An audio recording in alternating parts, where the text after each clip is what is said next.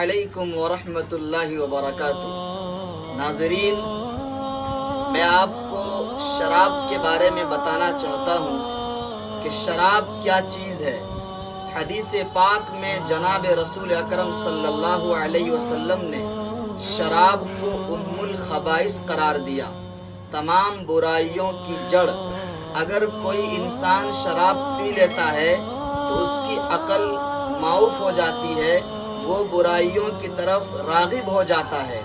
اور شراب جس طرح ہم اور آپ استنجا کو، پیشاب کو ناپاک سمجھتے ہیں کہ پیشاب کا ایک قطرہ اگر کپڑے میں لگ جاتا ہے تو ہم کپڑے کو دھوتے ہیں تب پاک ہوتا ہے، اسی طرح شراب کا اگر ایک قطرہ بھی آپ کے کپڑے میں لگ گیا تو آپ کا کپڑا ناپاک ہو جائے گا، جب تک آپ اس کو پانی سے صاف نہیں کریں گے پاک نہیں ہوگا۔